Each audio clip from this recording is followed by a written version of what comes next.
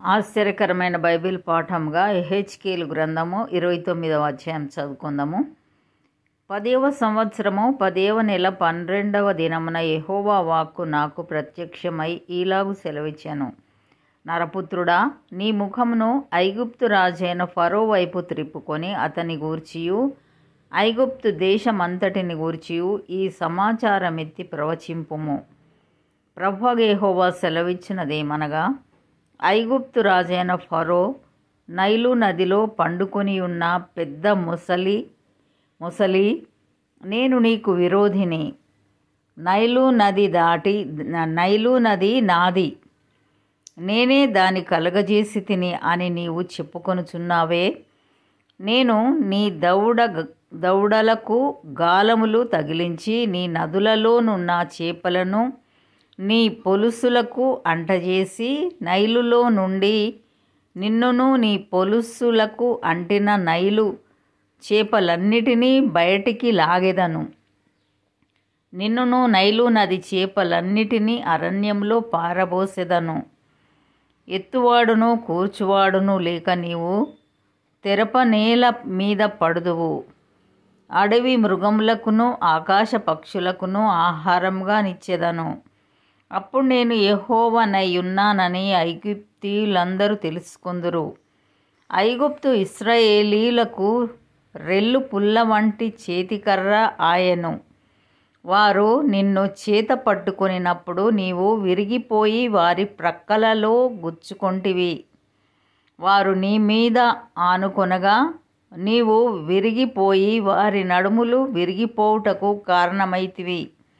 కాబట్టి ప్రభువైన యెహోవా ఈ మాట సెలవిచ్చుచున్నాడు, నేను నీ మీదికి ఖడ్గము రప్పించి మనుష్యులను పశువులను నీలో నుండి నిర్మూలం చేసెదను. ఐగుప్తు దేశము నిర్మానుష్యమై పాడుగా ఉండును. అప్పుడు నేను యెహోవానైయున్నానని వారు తెలుసుకొందురు. నైలు నది నాది, నేనే దాని కలుగజేసి తినని అతడు అనుకొనుచున్నాడు గనుక నేను నీకును నీ నదికిని విరోధినైతిని. ఐగుప్తు దేశమును మిగ్దోలు మొదలుకొని సెవేనే వరకు కూషు సరిహద్దు వరకు బొత్తిగా పాడు చేసి ఎడారిగా ఉంచెదను. దానిలో మనుష్యులు సంచరించరు, పశువులు తిరగవు. 40 సంవత్సరములు అది నిర్నివాసముగా ఉండును. నిర్మానుష్యముగానున్న దేశముల మధ్యను ఐగుప్తు దేశమును పాడగునట్టుగా చేసెదను. పాడైపోయిన పట్టణముల మధ్యను దాని పట్టణములు 40 సంవత్సరములు పాడయుండును.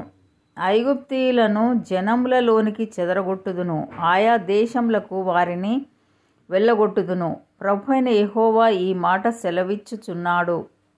40 సంవత్సరములు జరిగిన తరువాత ఐగుప్తీయులు చెదిరిపోయిన జనులలో నుండి నేను వారిని సమకూర్చెదను. చెరలో నుండి వారిని తోడుకొని పత్రోసు అను వారి స్వదేశములోనికి వారిని మరలా రప్పించెదను. అక్కడ వారు హీనమైన ఒక రాజ్యంగా ఉందురు. వారికను జనముల మీద అతిశయపడకుండునట్లు రాజ్యములన్నిటిలో వారు హీనమైన రాజ్యంగా ఉందురు. వారు ఇక రాష్ట్రముల మీద ప్రభుత్వము చేయకుండునట్లు నేను వారిని తగ్గించెదను. ఇశ్రాయేలీయులు తాము చేసిన దోషము మనస్సునకు తెచ్చుకొని వారి తట్టు తిరిగిన ఎడల ఐగుప్తీయులు ఇక వారికి ఆధారముగా ఉండరు. అప్పుడు నేను ప్రభువైన యెహోవానైయున్నానని వారు తెలుసుకొందురు.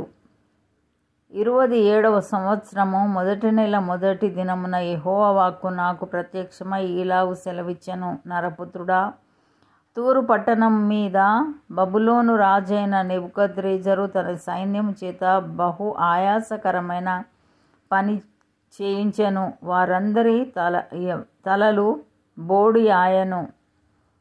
బోడివాయను, అందరి భుజములు కొట్టుకొని పోయెను. అయినను తూరు పట్టణం మీద అతడు చేసిన కష్టమును బట్టి కష్టమును బట్టి అతనికైనను అతని సైన్యమునకైనను కూలి ఎంత మాత్రమును దొరకకపోయెను. కాబట్టి ప్రభువైన యెహోవా సెలవిచ్చినదేమనగా, ఐగుప్తు దేశమును బబులోను రాజైన నెబుకద్రెజ్జరునకు నేను అప్పగించుచున్నాను. అతడు దాని ఆస్తిని పట్టుకొని దాని సొమ్మును దోచుకొని కొల్లపెట్టును. అది అతని సైన్యమునకు చీతమగును. తూరు పట్టణం మీద అతడు చేసినది నా నిమిత్తమే చేశాను గనుక అందుకు బహుమానముగా దానిని అప్పగించుచున్నాను. ఇదే యెహోవా వాక్కు.